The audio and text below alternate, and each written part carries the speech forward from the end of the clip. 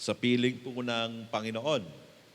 At yung pong mga anak po nila pastor ay kumbaga ay hindi po malayo po sa amin na sila po ay talagang part lalo sa akin no sa buhay ko no sa akin pong pananampalataya. Kaya sila pastor ay si Ate Len no ay tinuturing ko po na ikalawang magulang at salamat po sa Panginoon.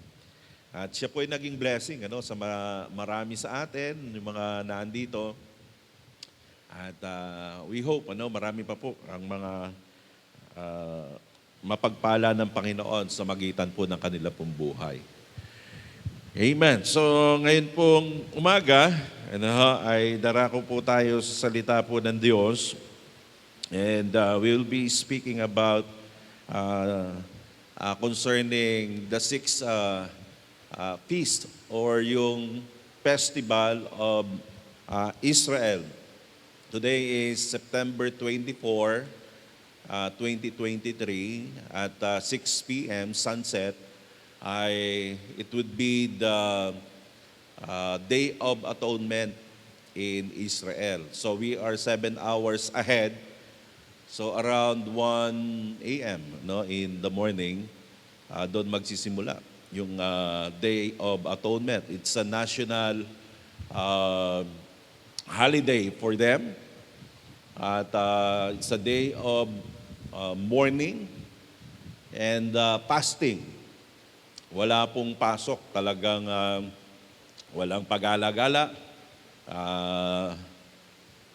Tahimik ang mga kalye na kung saan hindi yung regular na nangyayari sa buhay po nila.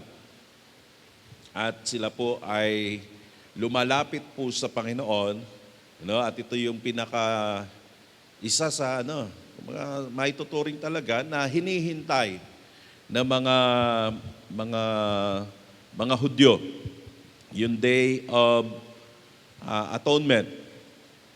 So, if you have your Bible, dito po sa Leviticus chapter 23,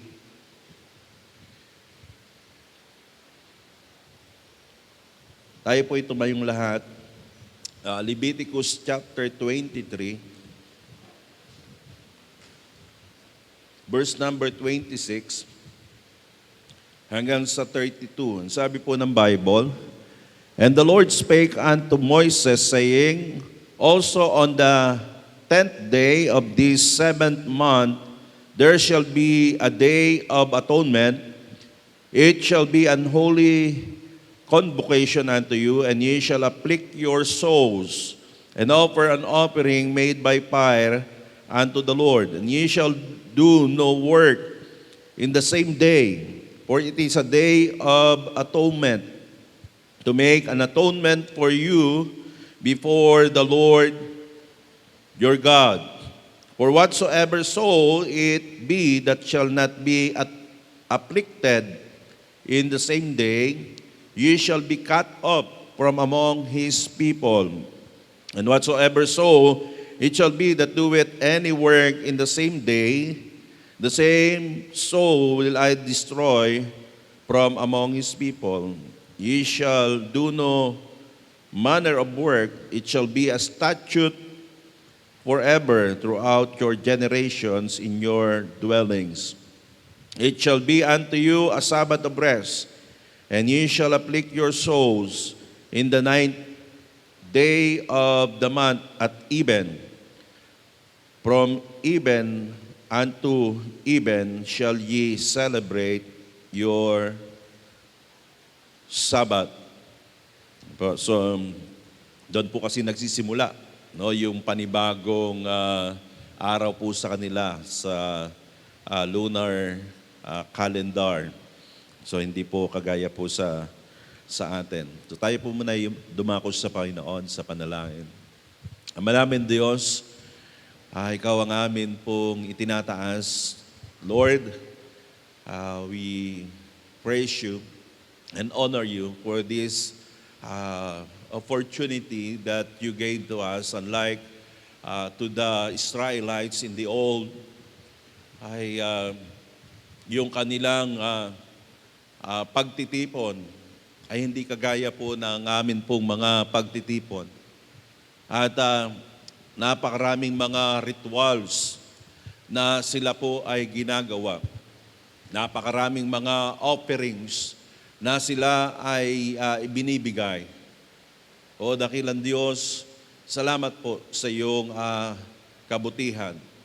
Salamat, Panginoon, dahil ang Day of Atonement ay hindi lamang, Panginoon, pag-alala, Panginoon, sa iyo nga po, Panginoon, na kadakilaan sa amin bilang mga mananampalataya.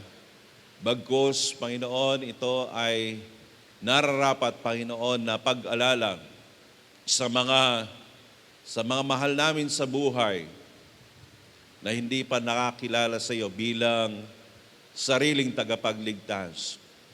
Dahil sila, Panginoon, ay mapapahamak because there will be judgment kung saan iyo nga pong ibubuhos, Panginoon, dito sa lupa, maliban pa, Panginoon, doon sa lugar ng impyerno. O dakilang Diyos, ikaw po ang manguna sa inyong abang lingkod. At nawa, Panginoon, ay kami ay lukuban mo ng iyong kapangyarihan, ng banal na Espiritu. At ang aming mga puso't kaisipan ay amin pong maibigay, Panginoon, po sa inyo. Maraming pong salamat, Panginoon, sa pagkakataon. Gamitin mo, Panginoon, ang iyong walang kabuluhan na lingkod. Ikaw po, Panginoon, ang aming niluluwalhati. Ito po aming dalangin sa matamis na pangalan ng Panginoong Yesus. Amen at amen. You may be seated. So dito po sa Leviticus chapter 23, makita po natin yung 7 major feasts of Israel. If you are familiar, mayroon tinatawag na Feast of the Passover, Feast of the Unleavened Bread, Feast of the First Fruits, which is the Fall Feast. And that is a major pilgrimage that they are doing 3 times a year. And then the summer feast ay yung pong harvest. Kaya maganda yung harvesters. At yung ikalima, yun ang tinatawag na fall feast. Na kung saan ay last the other Friday, yan po ay September 15 hanggang 17. It falls hanggang Sunday. So, 2 days na ginagawa po nila yan. So, yan po yung Tishri 1 na tinatawag. That is the Jewish New Year. Maliban pa po doon sa Nisan 1 na kung saan ay tinatawag din nila na New Year dahil lumaya po sila doon sa Egypt. So Nisan 1. So after 9 days, on the 9th, nung even to even, sa Feast of the Trumpets ay kanilang binublow yung trompeta, dire-diretso po yan. At ito ay paghahanda doon sa tinatawag nga na Day of Atonement. And then after 5 days, on the 15th day of the Tishri, ayun na yung tinatawag na Feast of Tabernacle. At itong Feast of Tabernacle na ito talaga yung dahilan. Kung bakit itong Day of Atonement na ginagawa po nila is to purify the feast or the tabernacles. The tabernacle. So the Day of Atonement ito po ay napaka halaga ano po sa kanila, at kung saan it is like something, a renewal yearly for them. Hindi lang New Year's resolution, bagkos yung kanilang mga kasalanan, no, na marahil na nagawa po nila ay nagkakaroon po ng tinatawag po na paghahandog, ang high priest. At dito lamang po sa panahon na ito, ang high priest ay pumupunta. Yung high priest po ay pumapasok doon sa Holy of Holies kada Day of Atonement. Yun lamang. At dito sa Leviticus chapter 16, makikita natin na itong si Aaron ay kailangan niya na maghandog sa Panginoon, pumatay ng bulok, ng bull, dahil in verse number 1 and 2, yung kanyang dalawang anak ay namatay. Doon kasi binigay po sa kanila yung kapamahalaan para mga siwa doon po sa templo bilang mga Levites. That's why inside of the mercy seat or the Ark of the Covenant ay merong budded staff po doon. Yun yung staff of Aaron na tinatawag kasi binigay nga po sa kanila. So what's inside the mercy seat? Ano ba yung laman ng mercy seat? Meron pang tatlo yan Di ba? Yung original na tablet. Itong tablet na ito, hindi ito original. Meron 2 tablets, na nandun, at doon nakasulat yung 10 commandments. Ano po? Pagkatapos ay meron doon yung manna. Which is the provision of God. At tinatawag na, ibig sabihin, what is it? Ano po? So, the Lord instructed Moises and even Aaron na kung saan kailangan niya na mag-alay sa Panginoon para po sa kanya at sa kanyang pamilya bago siya pumasok dahil maaari siyang mamatay. At alam natin na meron niyang mga suot, di ba? At meron mga bells yan.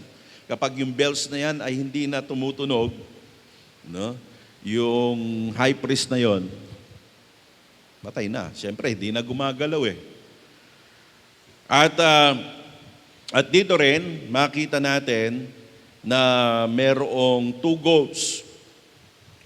They are casting lots, ang sabi ng Biblia. At kapag yung lots na yon na pebble stone ay pumunta para doon sa iaalay, ayon ay para sa Panginoon. And the other one ay tinatawag po na scapegoat. The scapegoat, ito naman, ang sabi sa verse number 20 dito, ay hanggang sa 22, ibubulong, kakausapin, ililay hands ni Aaron at sasabihin ni Aaron yung lahat ng kasalanan ng mga Israelites, lahat ng mga nagawa po nila within that year, at yun ay ililipat. Ganon yung proseso. And there is a pit man, also a Levite, that will guide that scapegoat to the wilderness. That is the Judean desert. Ang sabi nila ay Al-Moknar, about 6.5 miles from doon sa kanila pong lugar. At yun din ay igagay doon, yun po ay maraming mga bangin. At they see to it, yung tao na mag-guide po doon, ayan ay mahuhulog doon sa bangin. At tinatawag nga na bottomless or abyss. Bottomless na lugar. Bangin po 'yon. And to my surprise, yung scapegoat na paggagamit sa Hebrew ay Azazel. Yun po yung Hebrew ng scapegoat po dito. Yung mga gamers siguro, baka familiar kayo, mga nilalaro nyo. Yung mga demon gods. So, Azazel, ito ay naglalarawan. Actually, sabi ng mga ibang scholar, ay ito talaga yung si Satan.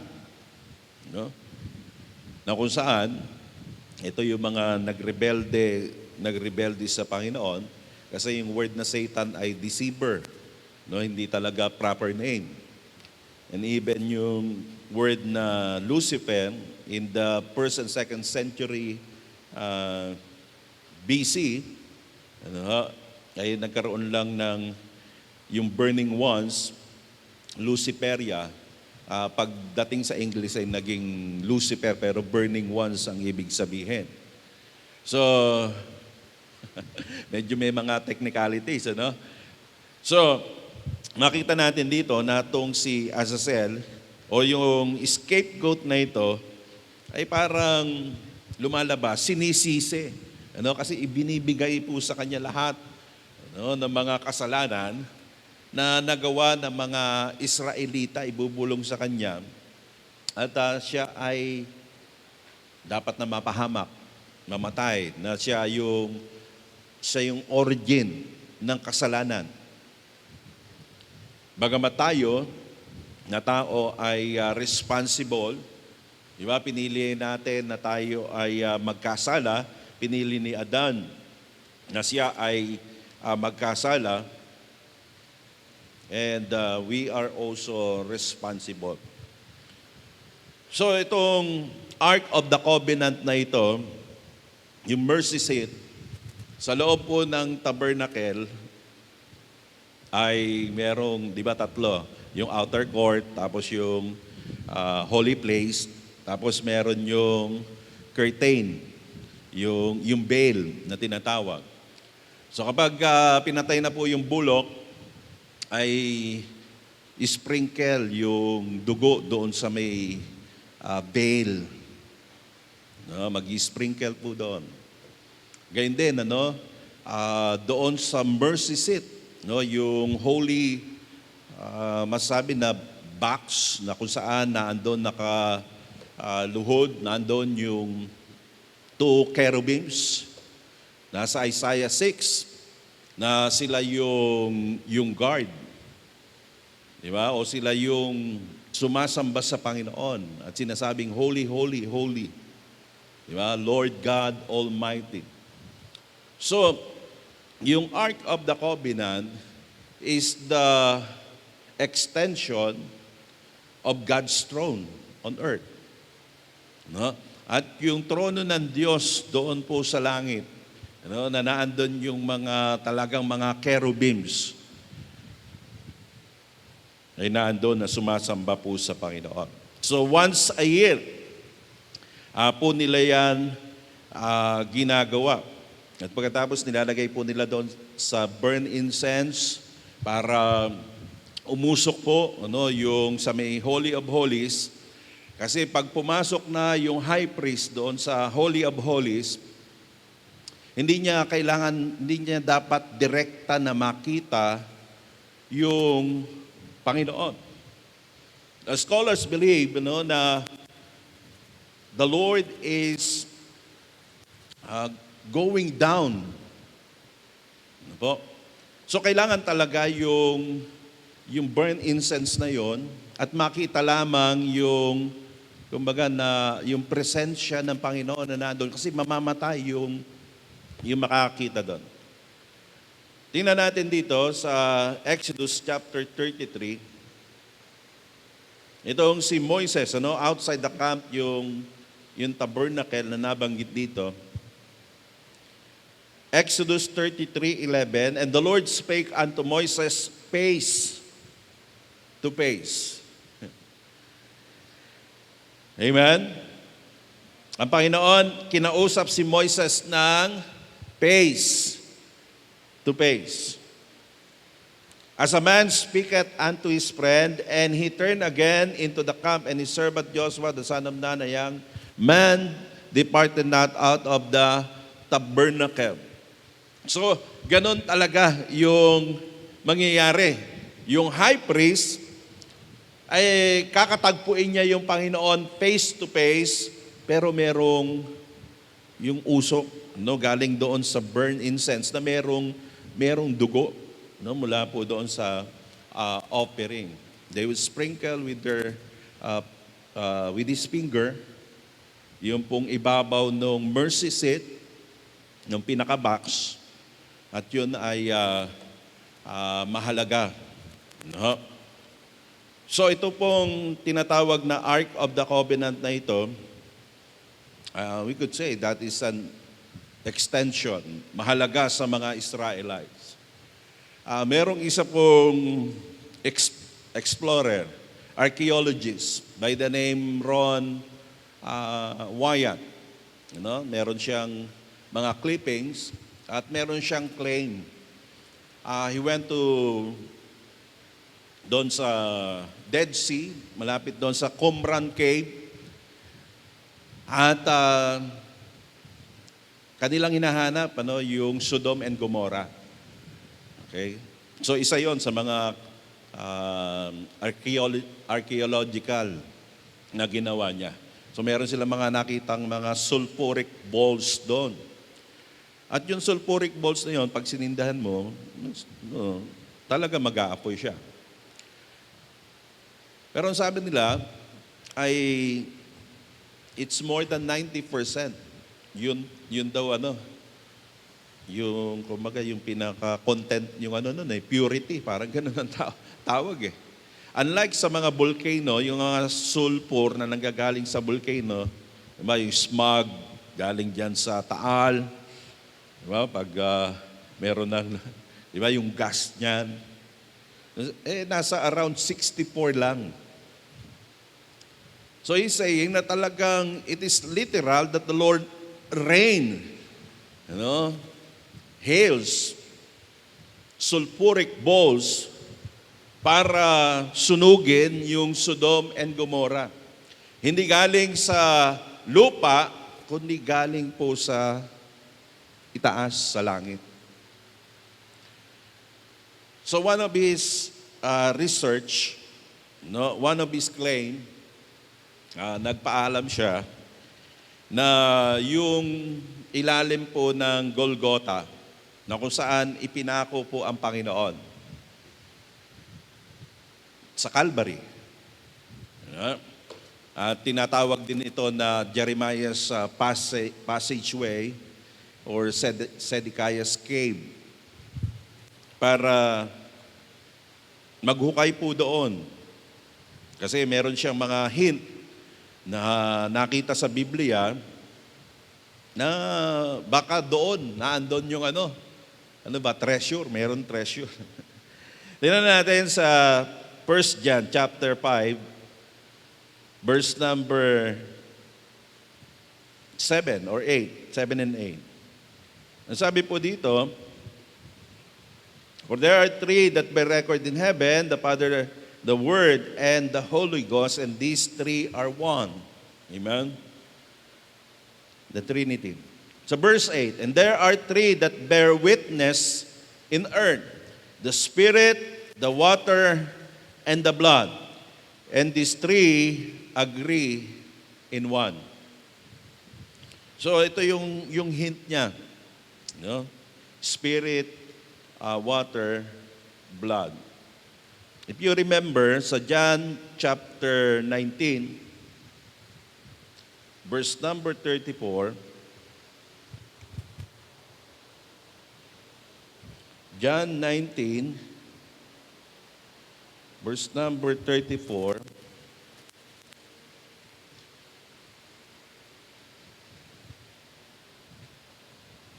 But one of the soldiers with a spear pierced his side, and forthwith came there out blood and water.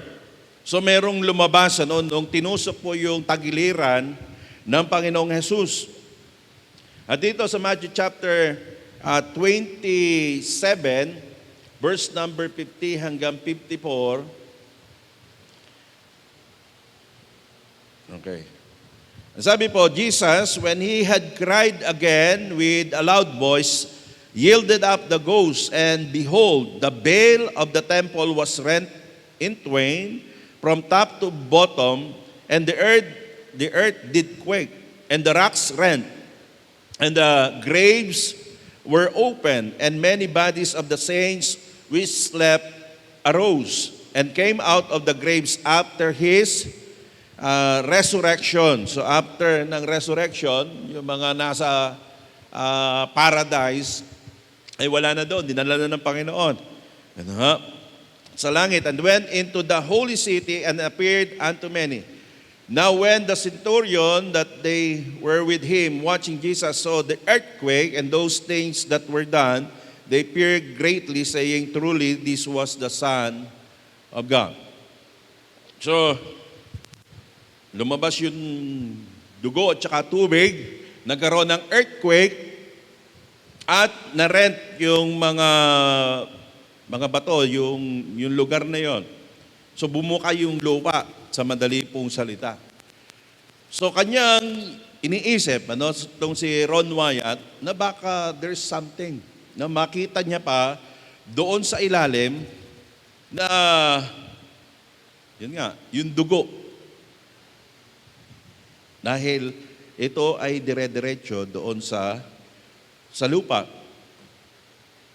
At sila po ay naghukay doon, and according to his claim, ay nakita niya yung Ark of the Covenant doon. Yung Ark of the Covenant, at pagkatapos merong mga sprinkle, yung parang tulo ng dugo doon sa pinaka mercy seat, yung box. At pagkatapos kumuha siya ng sample. Pumunta raw siya doon sa Genesis, ang tawag ba doon? Yung nagsusuri ng mga dugo. At gusto niya lang patingin. At meron sila mga proseso na ginagawa doon. Hindi naman tayo maalam sa ganon. Pero according to him, yun daw tao ay around mga 46, yung chromosome, yung X sa 23 sa babae, pagkatapos sa lalaki. At nung sinusuri na yung dugo, meron 23 chromosomes X galing sa nanay. Pagkatapos walang another 23. May Y pa yan Yun sa chromosome. At ang sabi nung nagsuri doon, yun daw dugo ay buhay. Yun daw dugo na yun ay buhay. At tinatanong nga kung saan daw galing yung dugo na yun. At siyempre, mga delikadong mga informasyon yan. At marami din siyempre na mga pabubulaanan ang mga bagay na yan. Pero tingnan natin, Genesis chapter 3. Kung yun nga, you can look for that sa mga clippings doon sa YouTube. At sabi dito sa Genesis 3 verse number 15, and I will put enmity between thee and the woman, and between thy seed and her seed, and it shall bruise thy head, and thou shalt bruise his heel. So doon sa Calvary, the place of skull, na pinaniniwalaan na kaya tinawag na place of skull, Golgotha, ay doon dinala yung ulo ni Goliath, Golgotha. At dito makita natin na akala ng kaaway siya ay nagtagumpay dahil inakala niya na napatay niya yung atin pong Panginoon na nagkatawan tao, pero hindi po ganoon ang nangyari. Ang sabi po ng Biblia na it shall bruise thy head, no? He bruised the head of the serpent or the works of Satan, and thou shalt bruise his heel. So yung Panginoon ay nasugatan, nagasgas, at yung lugar na yon na kung saan Calvary, Golgotha, ito yung lugar na sinasabi sa Biblia, if we will follow the track, sa Isaiah 66 verse number 1, ang sabi, thus saith the Lord, the heaven is my throne, and the earth is my footstool. Where is the house that ye build unto me, and where is the place of my rest? So sa langit, yun daw yung kanyang trono, at sa lupa, yung earth, yun yung kanyang footstool. So ibig sabihin, yung trono ng Panginoon at yung Ark of the Covenant, yung footstool ng Panginoon, that is the exact copy ng trono po ng Diyos dito po sa lupa. At yung proseso kung paano sila nagre-ritual po doon at namatay ang atin pong Panginoon.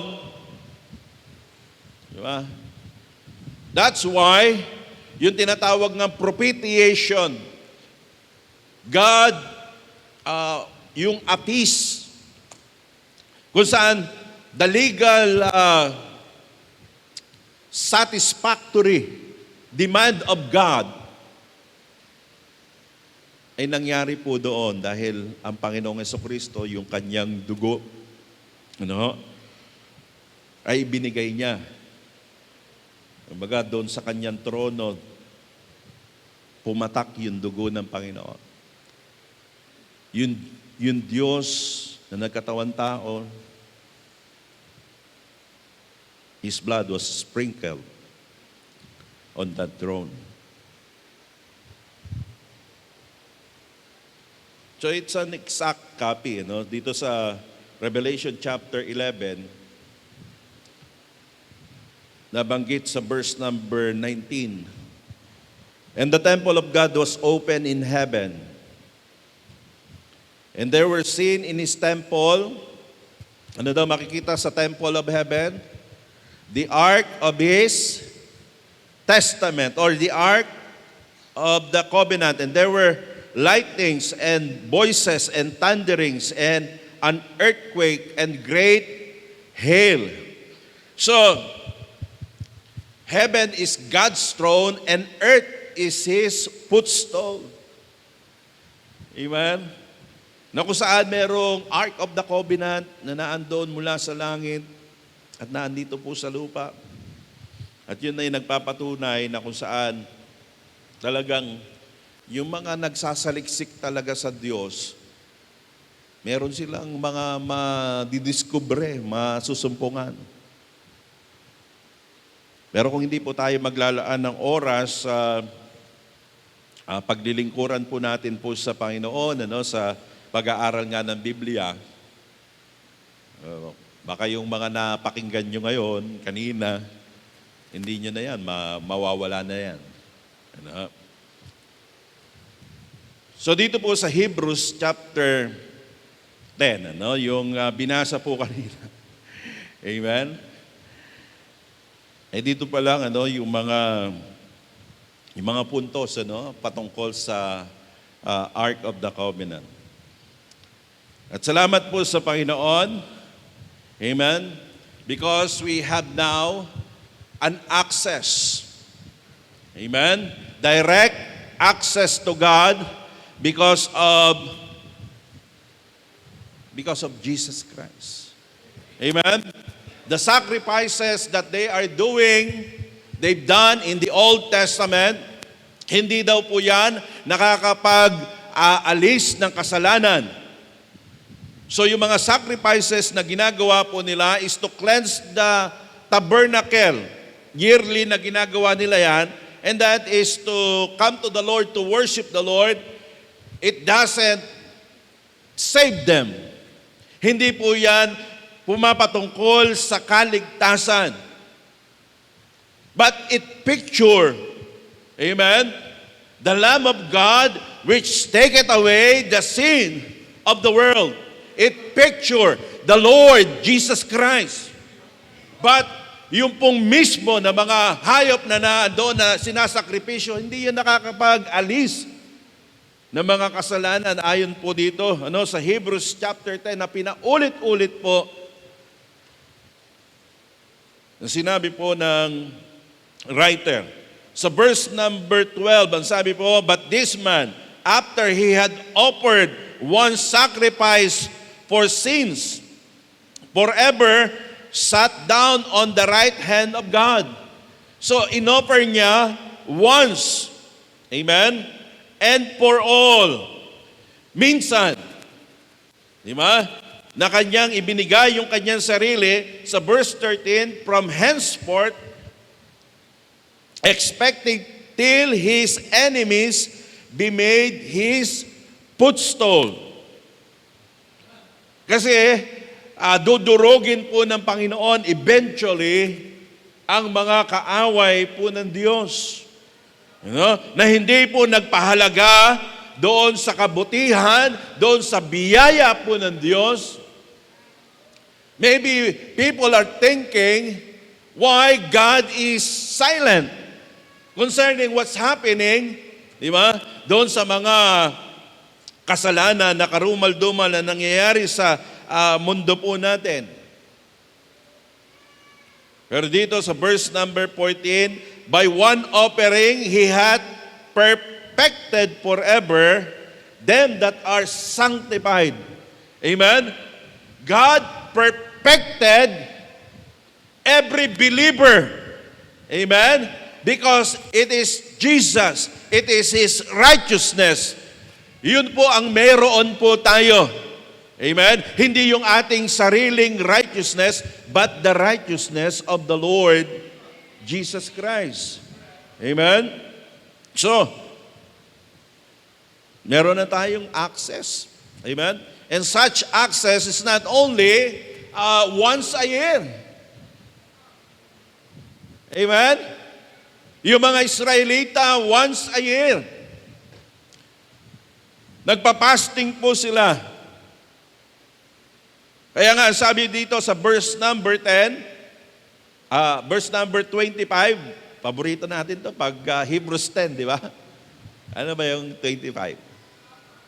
"Not forsaking the assembling of ourselves together, as the manner of some is, but exhorting one another, and so much the more as you see the day approaching." Amen? The reason that we are worshiping, we have services, amen? Not just once a year. Amen? Not just every Sunday morning. Kung meron pa kayong gospel hour, kung meron pa prayer meeting, amen? We have the privilege, the access to come to the Lord at any time to worship the Lord, unlike the Old Testament. Can you see that? Nakita niyo ba yung kadakilaan po ng Diyos? Unlike in the Old Testament. Mga Israelita, piniling bayan, pero hindi piniling iniligtas kailangan nila na manampalataya personally sa Panginoon. They were privileged, dahil sa kanila po galing yung Bible, di ba? At nagpakahayag po ang Panginoon, galing po ang Panginoon, Hesukristo po sa kanila. They have all the advantages. But they need, to know the Lord Jesus Christ personally as their own Lord and Savior. That's why we need to appreciate, di ba, yung Panginoon. Kaya kapag naandito ka, bawat services, ay ganun mo pinapasalamatan ng Diyos nung iniligtas ka ng Panginoon. Amen? Kung save ka, tinanggap mo si Jesus Christ, every public, bagamat merong mga private tayo na pagsamba sa Panginoon. Pero meron talagang public worship. And in our church age, doon sa ating church, dito sa church, sa Harvesters Baptist Church. Amen? Huwag mong i-take for granted yung ibinigay sa yung opportunity, privilege ng Panginoon to worship Him. Hindi dahil yung nagsasalita, di ba, ay magaling. Hindi dahil yung nasa music. Lahat tayo nandito para kanino? Amen? Para po sa Panginoon. Amen? Tayo ay narito para sumamba po sa Panginoon. And we have such direct access because of the blood of the Lord Jesus Christ. At ang sabi po ng Biblia, yung veil was rent, nahati po yun. At yun ay tumutukoy sa katawan po ng Panginoon. In verse number 20, sabi, 19 mo na, having therefore, brethren, boldness to enter into the holiest by the blood of Jesus. Amen. Yung mga high priest, sila lang yung nakakapasok doon sa holiest. Pero, meron na daw tayong dapat tapang na pumasok doon dahil sa dugo po ni Kristo, ni Jesus. By a new and living way which He had consecrated for us through the veil. That is to say, His flesh. Amen? Di ba? Kumaga, kung gusto natin na mapalapit talaga sa Panginoon, we have such the opportunity. Amen. And by the way, di ba? Ano ba ang tawag sa church? A royal priesthood. Amen? Kaya nga po tayo yung nagmi-ministeryo na. Amen? Sa Panginoon. Kung ikaw pa yung pinagmi-ministeryohan, hindi mo na gagamit yung pagiging royal priesthood mo. Kaya nga, tayo dapat yung naglalapit, di ba, doon sa mga tao. Pinagpe-pray natin yung mga tao. Amen? Dahil yun yung pribileyo, tungkulin na ibinigay po sa atin ng Panginoon. Na bawat mananampalataya, we have a direct access to God. We can come to God in His, we come boldly, to His throne of grace. Amen? Hebrews 4:16. So, yun ang nice ng Panginoon. Let us appreciate yung ginawa ng Panginoon dahil hindi naman madali. Pinawisan nga siya ng dugo bago niya yun gawin Sabi pa ng Panginoon, di ba? Let this cup pass from me. Madali ba yun sa kanya? Sabi niya, let this cup pass from me. Because it contrasts. Di ba? Yung attributes ng Diyos. Yung kasalanan at saka yung holiness. Pero sabi niya, not as my will, but thy will be done. Dahil mahal ka ng Diyos. Di ba? Mahal ka ni Kristo. Talagang malaki yung itinaya ng Panginoon. Hindi madali yung ginawa po ng Panginoon. Kaya dapat nating i-appreciate po ang Diyos. Amen? So, hindi lamang yung tinatawag na access. Tingnan po natin dito sa verse number 22, yung attentiveness to be close to God. Amen? Ang sabi dito, let us draw near with a true heart. Amen? Kaya nga po, dapat lalo pa tayong mapalapit, sa atin pong Panginoon, tayo pa ay maging attentive, maging focus sa Kanya, sa salita po ng Diyos, upang sa gayon, yung mga gusto niyang i-reveal po sa atin, ma-reveal niya. Diba? At ang sabi ng Bible, draw nigh to God and He will draw nigh unto you. Pag nilapit mo yung iyong sarili sa Panginoon. Amen? So we need to draw closer to God with a true heart.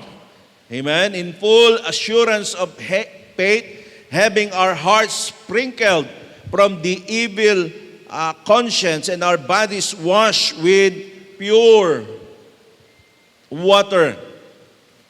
Amen? So yung ating conscience, yung ating puso, amen, yung ating bodies, ito po ay sa madaling salita, nilinis po ng Diyos. Amen? At meron tayong pagkakataon talaga na mailapit yung ating sarili po sa Panginoon kapag ibinigay natin yung ating sarili sa Panginoon. Romans 12:1. Diba, brethren,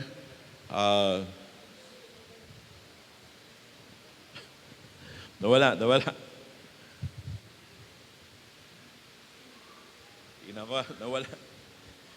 Amen. I beseech you therefore, brethren, by the mercies of God, that ye present your bodies a living sacrifice, holy and acceptable unto God, which is your reasonable service. Amen? In the Old Testament, they are sacrificing what? Animals. Dead animals. But now, in our time, we should what? Present. We should give. We should offer our bodies, alive bodies, para po sa Panginoon. Holy and acceptable unto God, which is your reasonable service. Amen? Yun daw ating katawan na buhay, yung ating katawan na malakas, yung ating katawan na merong gagawin para po sa Panginoon dahil yan yung ating karampatang pagsamba sa atin pong Panginoon. Amen? So let us draw near with a true heart. Amen? Let us hold fast the profession of our faith without wavering. For He is faithful that promise. Ano ba yung profession natin? No? Yung testimony natin. Kaya nga, kapag yung isang mananampalataya ay nawawala sa lilingkod sa Panginoon. Di ba? Ano nangyayari? Nagdududa siya doon sa salvation niya . Tama ba? At iniisip niya, save ba ako? Kasi kung save ako, hindi dapat ganito eh. Diba? Hindi yata ako save. Pero kung meron ng mga ganun eh, di ba? Kung alam mong tinanggap mo ang Panginoon, hindi naman papasok sa isip mo kung yung pagdududa, pero yan yung gawa ng kaaway. So yung ating profession, yung ating testimony, amen? Let us hold fast. Amen? Nangangahulugan na dapat tayo ay manindigan sa paglilingkuran sa atin pong Panginoon dahil ito ang nais ng Diyos. Amen? Kung saan ito yung magbibigay kaluwalhatian sa Panginoon. Ang Panginoon ay matapat. Marami siyang mga ipinangako. At nais ng Diyos na mapatunayan sa atin yung mga pinangako niya ay totoo. Diba? May mga sasagutin ng Diyos sa ating mga panalangin. Let us be attentive. Hindi yung nakita mo, yung sarili mo sa salamin, pagkatapos umalis ka na. Dapat, ayusin. Amen? Yung ating profession of our faith. Dapat without wavering. Alam natin na ang kaligtasan ay hindi nawawala. Amen? Pero yung joy of salvation. Diba? Kaya nandun na nga yung pagdududa. Sa 24, and let us consider one another to provoke unto love and to good works. Amen? Kaya yun nga yung dahilan kung bakit tayo nagtitipon, diba? As the manner of some is, but exhorting one another. Diba? Na tayo ay nais natin na yung bawat isa sa atin ay maglingkod. Amen? Encourage natin. I-provoke natin. Diba? Itulak natin na maglingkod sa Panginoon. Dahil kapag tayo ay naging matapat, kahit na tayo ay meron dinaramdam, kahit na hindi maganda yung ating pakiramdam, kahit na ikaw ay merong problema, ano man yung iyong problema, hindi dapat na ikaw ay malayo sa church. Bagkus lalo ka pa na dapat nasa pagtitipon dahil ito ang kailangan mo. Amen? Ito po ang magpapalago sa atin. Di ba sinasabi na iba yung puso ko hindi tama. Magiging tama yan. Di ba? Kung makikinig ka ng salita po ng Panginoon. Dahil alam na natin, hindi yung labas ang sagot. Kaya nga, dapat lalo pa tayong kumapit sa Panginoon. Di ba? Lalo pa tayong magtapat dahil nasusubukan yung ating pananampalataya. Di ba? May smog doon nga sa amin, mas malapit pa eh. Pero, dapat pa tayong magtapat. Amen? Baka nga according to reports, mismong yung mga, ano ba tawag sa kanila? Expert, scientists. Baka sa 2025 daw, bumalik daw yung COVID. Hindi na COVID-19, COVID-25, COVID 2025. Hindi yun, hindi na yun katang-isip. Pwede po yun talaga. Ano mang oras pwedeng gawin. Pwede po yan mangyari. Nangyari na po yun. So, meron na tayong access, amen, para dahil po sa dugo at sa flesh ng Panginoon, we can direct, worship the Lord, hindi lamang once a year, diba? Actually, every day. Ganong kasigasig nga yung mga New Testament church, every day, daily, Ganon nila sinulit. Di ba? Parang uhaw na uhaw sila doon sa Old Testament. Once a year lang. Pero ginawa nila, daily na eh. Pero tayo ngayon, nandun na lang eh. Di ba? Kung 3 times a week, di ba? Kung ano yung mapagkasunduan sa church. Amen? Lastly, accountability. We have accountability. Amen? Ang sabi dito sa verse number 26, "For if we sin willfully, after that we have received the knowledge of the truth." No, kapag tayo daw ay nagkasala ng willfully, talagang sinadya natin, "there remaineth no more sacrifice for sins." No? So, kung save ka, di ba? Di ba? Hindi naman to yung losing salvation.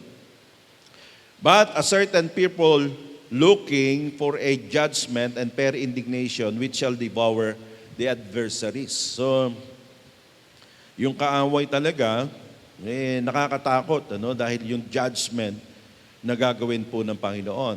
Diba? Yung wrath of God, wrath of the land. "For we are not appointed to wrath," sabi po sa 1 Thessalonians 5:9. So hindi natin mararanasan yung puot dahil yon ay para sa kaaway ng Diyos.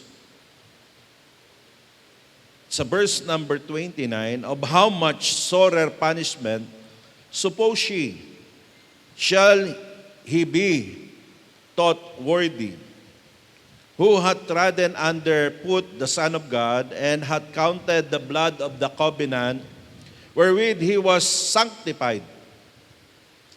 No,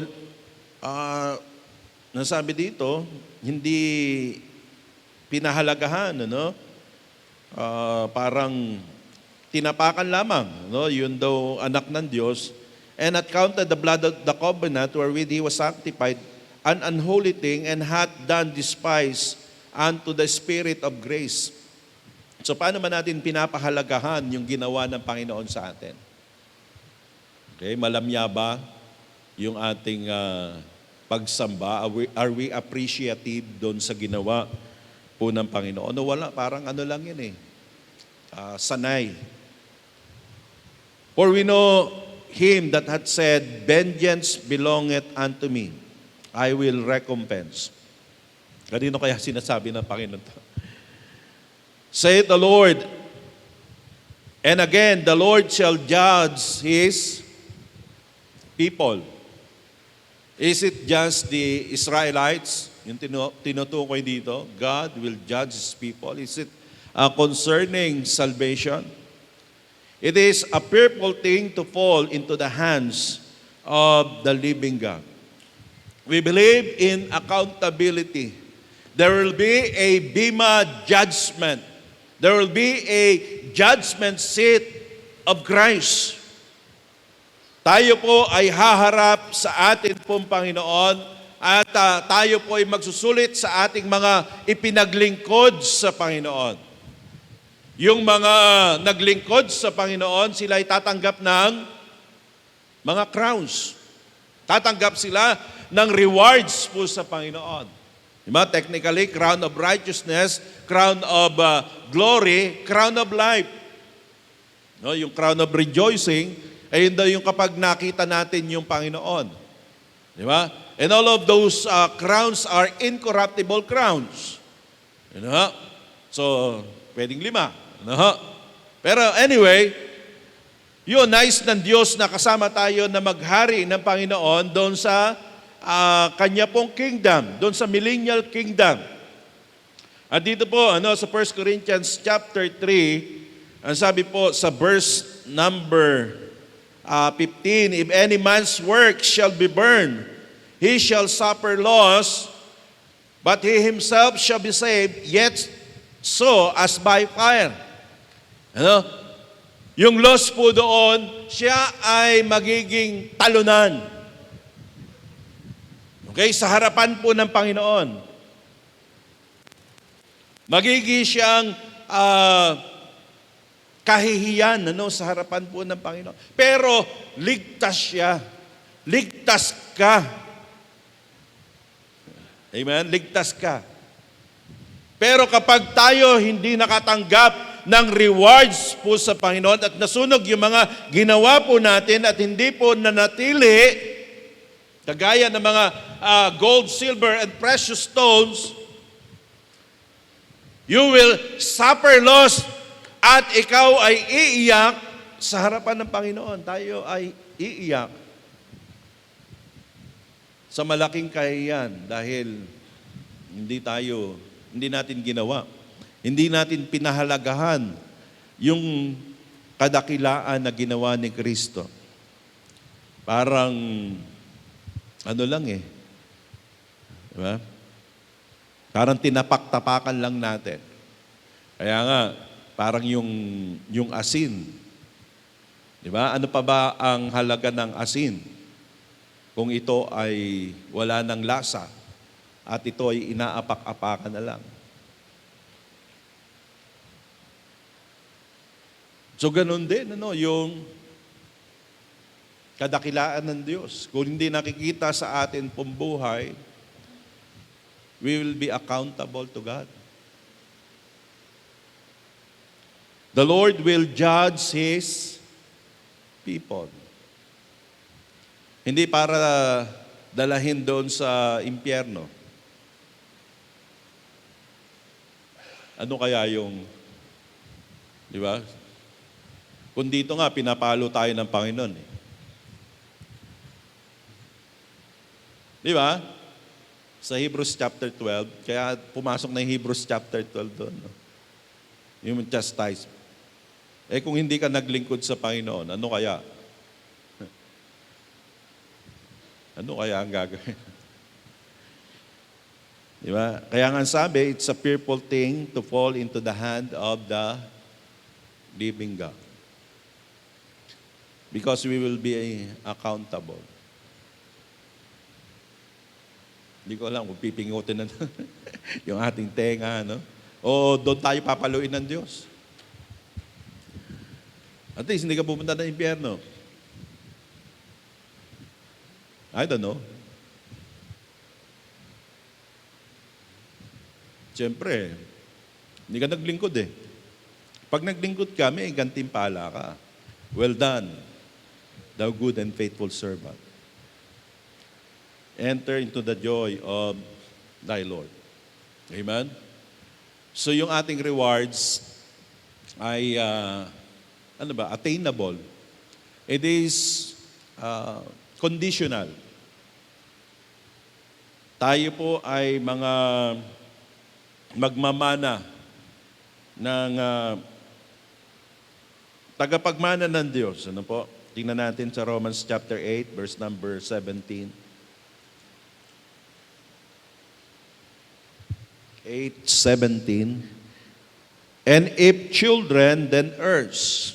Siyempre, may anak ka, tagapagmana. Heirs of God, and joint heirs with Christ. If so be that we suffer, what? With Him, that we may be also glorified together. Kapag naglingkod ka sa Panginoon, talagang merong sufferings.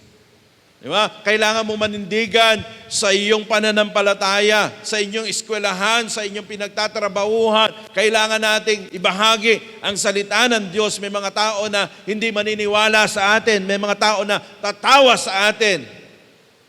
Pero mahalaga kung ano po yung sasabihin po ng Panginoon. Amen? Because these rewards, this inheritance are conditional. Conditional po ang inheritance na ito. Sa Colossians chapter 3, verse number 23 and 24. Ang sabi po, and whatsoever you do, do it heartily as to the Lord and not unto men. Ano man daw yung ating gagawin? Gawin natin ng buong puso para sa Panginoon at hindi para sa tao. Amen? knowing that the Lord ye shall receive the reward of the inheritance. Alam nyo, alam nyo ba na kayo'y magmamana? Pero ang sabi dito, for ye serve the Lord Christ. Alam nyo na kayo ay magmamana sapagkat kayo ay naglingkod sa Panginoon. Pero kung ikaw ay hindi naglilingkod sa Panginoon, ay, wala. Di ba? Kaya nga po, dapat pahalagahan natin, pasalamatan natin ang Panginoon na nagbigay ng kanyang sarili, yung kanyang dugo, ay tumigis para po sa atin. Amen? At yung mga prophecy concerning sa kanyang kamatayan ay nangyari. Yung proseso doon sa tabernacle nangyari. We have all, amen, the opportunity para atin pong luwalhatiin po ang Panginoon. Amen. Gusto kong basahin itong 1 Thessalonians 2, verse 19 and 20. For what is our hope, or joy, or crown of rejoicing? Sapagkat ano yung ating pag-asa, kaligayahan at korona ng kasiyahan? Are not even ye in the presence of our Lord Jesus Christ at His coming? Hindi ba kayo? Sa presensya ng Panginoong Hesukristo sa Kanyang pagbabalik? For ye are our glory and joy. Amen. Una, siyempre dapat hindi lang yung bunga natin, dapat excited tayo na makita yung Panginoon. Yun naman po talaga yung dahilan eh. Diba? Bakit tayo naghihintay sa pagbabalik ng Panginoon? Pero yung katuwaan natin sa pagdilingkuran sa Panginoon ay yung kasama po natin na naglilingkod sa Panginoon. Lalo na kung bunga natin sa pananampalataya. Amen? Alam ko, marami sa atin ayaw pa na pumunta ng langit. Tama ba? Marami, no? Pero yung kaisipan dapat excited tayo na makita yung Panginoon at any time. Hindi naman natin sinasabi ngayon na eh. Pero tayo we are longing. Ang sabi nga, as the deer longeth for the water, so my soul longeth after thee. Kaya ka sumasamba sa Panginoon ay dahil gusto mo siya maluwalhati. At kapag nakita mo na ang Panginoon ng harapan na, di ba? Yun na yung kapunuan ng lahat. Amen? Face to face. Di ba? Dapat sana our attitude, amen, we should be excited to see the Lord. Kung hindi tayo excited, parang nawawala din yung parang buhay natin nandito lang sa mundo na ito. Pero ang totoo, yung ating final na lugar, walang iba kundi yung langit. Di ba? Eventually, bababa ng Diyos yung langit. Di ba? New heaven and new earth. Yun ang sabi sa Bible. Amen? And this day of atonement, I do believe, amen, it's about time. Just like the Israelites. Sa 2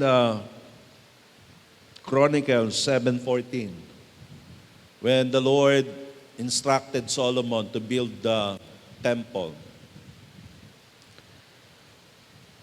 Ang sabi niya, if my people, which are called by my name, shall humble themselves and pray, and seek my face, and turn from their wicked ways, then will I hear from heaven and will forgive their sin and will heal their land. So, yung temple.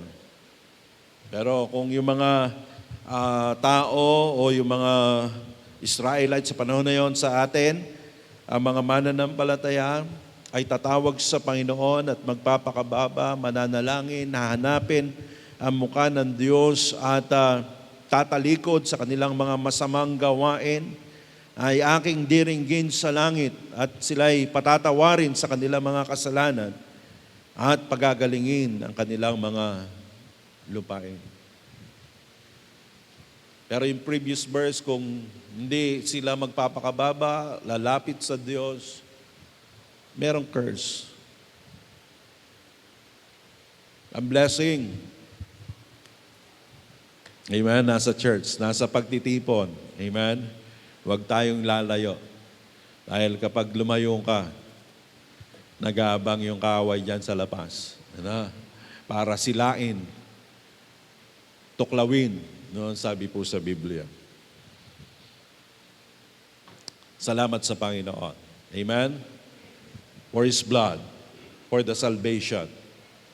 We can come to Him at any time. Pinapahalagahan ba natin ang blood of the covenant? Pahalagahan natin. Diba?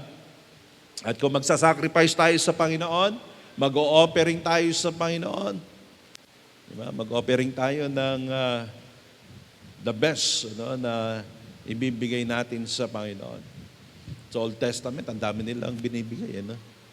Pero ang Diyos, kaya din tayong pagpalain. Amen? At let us glorify the Lord. Tayo po yumuko, pumikit. Ama namin Diyos, na dakila po sa lahat, maraming po salamat, Panginoon. Salamat po, Panginoon, sa ipong mga salita. Amin pong pinag-aralan.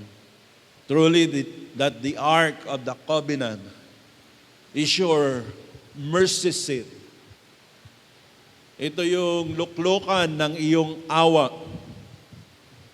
At salamat po, Panginoon, dahil ang dugo ni Kristo ay tumigis para po sa aming mga kasalanan, sa kasalanan ng sanlibutan. O dakilang Diyos, we're not limited to worship You. At salamat po, Panginoon, sa church na kung saan kami ay nakakasamba, Panginoon, sa inyo ng sama-sama. And I pray, nawa, maging matapat po kami. Ang bawat isa, Panginoon, na nandito ay magkaroon ng commitment. Na maging matapat, Panginoon, sa bawat pagtitipon dahil ang iyong dugo, Panginoon, ay iyong ibinigay. Tumigis, Panginoon, ang iyong dugo para magkaroon po kami ng ganito na pagtitipon na hindi lamang isang taon. O dakilang Diyos, pahalagahan namin kung ano po ang meron po kami ngayong bagong tipan. Kaya nga, Panginoon, nais mo na ang bawat mananampalataya, gaya ng sabi ni Pablo, I beseech you therefore, brethren, by the mercies of God, that ye present your bodies a living sacrifice, holy and acceptable unto God, which is your reasonable service. I pray, Panginoon, ikaw po ang kumilos, Panginoon, sa aming kalagitnaan. And we want to commit, Panginoon, ourselves to be faithful in serving you in the church, in worshiping you. Nawa, kayo po ang kumilos, Panginoon, sa bawat isa. Habang na kayo ko ang mga ulo, nakapikit ang mga mata, sa oras na ito, sinasabi po, doon sa Hebrews chapter 10, verse number 25, huwag nating pabayaan ang araw ng pagtitipon na gaya ng ginagawa ng iba, kundi magpalakasan kayo sa isa't isa sapagkat namalas nyo na malapit na. Ang pagtitipon na ito ay hindi lamang simpleng pagtitipon. Hindi dahil sa pastor, hindi dahil sa atin, sa mga choir, sa mga tumutugtog ng mga musika. Bagkos, ating ipinapakita yung ating pagsamba, pasasalamat sa Panginoon. Dahil sa kadakilaan niya. Dahil ang dugo niya ay tumigis at pumunta doon sa Ark of the Covenant. Mismong trono ng Panginoon ay kinakailangan magkaroon ng dugo because that is the only demand satisfaction of God for us to be saved. Sa sandaling ito, kung inausap ka ng Panginoon, will you be faithful, committing yourselves to God, na ako ay magiging matapat sa pananambahan sa Panginoon? I will give my best para sa Panginoon. Meron ba? You can come and pray to God. Meron ba dito na sasabihin sa Panginoon, Panginoon, salamat po. Hindi pala madali ang ginawa mo. At kung susundan natin ang Biblia, talaga nakakamangha kung paano nagkaroon ng fulfillment ang mga sinasabi sa Biblia. Will you offer your bodies, yourself, as a living sacrifice? Meron pa ba sa ating kalagitnaan? O nais ng Diyos na maluwalhati po siya? Dahil pagdating po ng panahon, according to Colossians 3:24,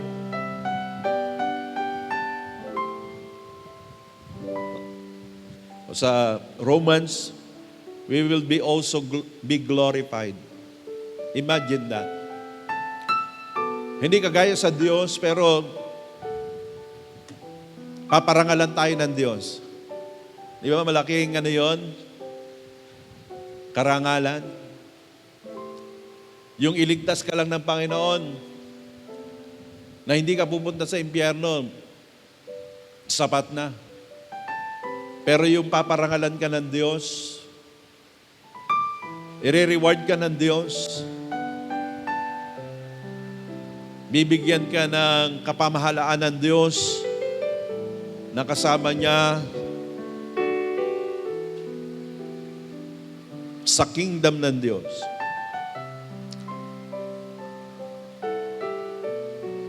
That is the real purpose of God. Bakit ka nilikha ng Diyos? Tayo ay binibigyan ng Diyos ng kapamahalaan. According to Genesis 1:26, and God said, let us make man in our image, after our likeness, and let them have dominion. Let them have dominion. Yung mga nilikha ng Diyos,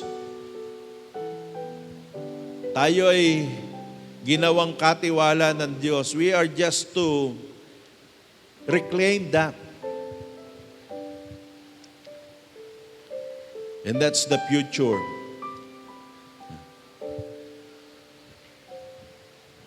Ibabalik ng Diyos yung Garden of Eden. na yung mga bata makikipaglaro lang doon sa mga mababangis na mga hayop sa panahon natin. That's in Ezekiel chapter 5. Hindi na matatakot because we will appreciate the creation of God. Ganon ka dakila ang Diyos. Salamat po sa Panginoon. Tayo pong lahat ay tumayo. Ama, maraming pong salamat, Panginoon. Salamat sa iyong kabutihan, Panginoon, sa amin. Panginoon, sa iyong awa, palagi mo kami binibigyan ng pagkakataon, second chance, para maging tama, Panginoon, po sa inyo. O dakilang Diyos, salamat po sa paalala na itong Day of Atonement, we are to concentrate on your grace and justice. We are to come to you and pray and seek your face. Una, ang sambahin ka at ang sumusunod, Panginoon, yung mga tao na walang pagkakilala po sa inyo.